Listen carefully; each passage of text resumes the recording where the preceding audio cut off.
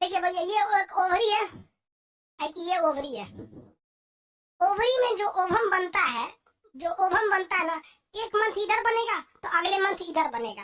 तो ओवरी में जो ओवम होता है वो वेट करता है कि स्पर्म यहाँ आ रहा है कि नहीं आ रहा है। ये 14 साल, 13 से 14 साल पे ओवरी में ओवम बनना चालू हो जाता है।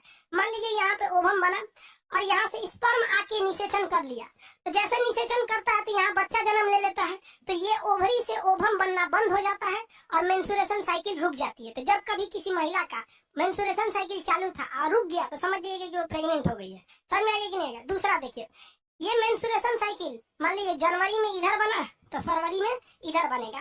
समझ में आ रहा है कि नहीं आएगा? ये 30 दिन पे नहीं होता, 28 दिन की सर्किल होती है यहाँ पर।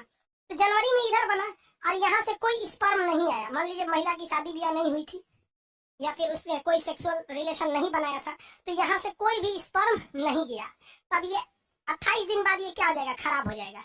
तो ये यहाँ से ये खराब हो जाएगा ना, तो ये पीरियड्स के रास्ते, वेजाइना के रास्ते बाहर चला जाएगा, तो ये पूरा खराब होके चला जाता है। तो जो डिस्ट्रॉयड ओवम होते हैं, बर्बाद हुए ओवम होते हैं, वो एक साथ बाहर चले जाते हैं, जिस वजह से किसी महिलाओं को दर्द होता है, पता नहीं क्या क्या। अब वो महिलाएं जानेंगी, डॉक्टर समझता है।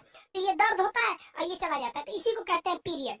तो ये पीरियड यहाँ हो जाता है। तो पीरियड एक ही बार में नहीं जाता है, ये इसका टाइमिंग जो होता है पीरियड का, 1 दिन से 7 दिन लग जाते हैं। ऑन एन एवरेज 4 दिन लग जाता है कि पूरे ओवम को शरीर से बाहर होने में। तो ये लगभग इसका टाइमिंग जो है कम से कम 1 दिन और ज्यादा से ज्यादा 7 दिन होता है। तो ये इधर चलाएगा, उसके बाद ये धीरे धीरे बनना चालू होगा।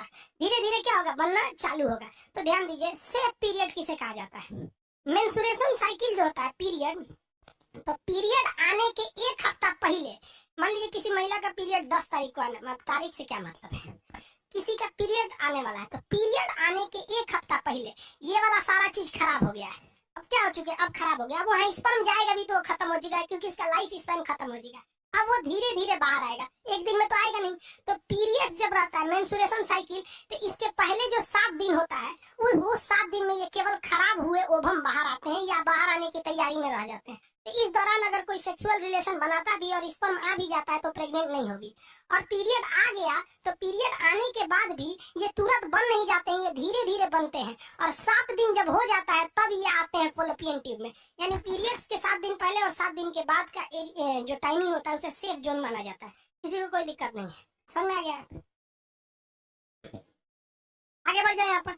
अब देखिए, ये मेंस्ट्रुएशन साइकिल को कंट्रोल भी किया जा सकता है दवा से। जैसे मान लीजिए कोई महिला है, उसका दौड़ है, ठीक है, कोई दौड़ है, बिहार पुलिस या इंस्पेक्टर या दिल्ली पुलिस, किसी चीज का दौड़ है, और जिस दिन उसका दौड़ है, मान लीजिए 10 तारीख को दौड़ है और ससुरा 10 तारीख को उसका पीरियड आ जाएगा, तो दौड़ में पास ही नहीं हो पाएगी, क्योंकि महिलाओं को ये दर्द करता है। तो उसमें कुछ दवाएं आती हैं, अब ये महिलाएं जानती होंगी, या मेडिकल स्टोर पे इजीली मिलती है दवाइयाँ। उस दवा को खा लेने से ना पीरियड का डेट 10 दिन आगे चला जाता है। तो 10 तारीख से वो कहाँ भेज देगा? 20 तारीख में आराम से दौड़ निकल जाएगा। अब कुछ महिलाओं को ये पता ही नहीं रहता है, तो बेचारी दौड़ छोड़ देती है। सर कभी मान लीजिए घर में कोई फंक्शन हो गया, कोई घर में मान लीजिए कभी यज्ञ वगैरह हो रहा है, दुर्गा पूजा, नवरात्रि में देखिए अशुभ माना जाता है मेंस्ट्रुएशन साइकिल को, तो दवा खा लेने से वो आगे चला जाता है।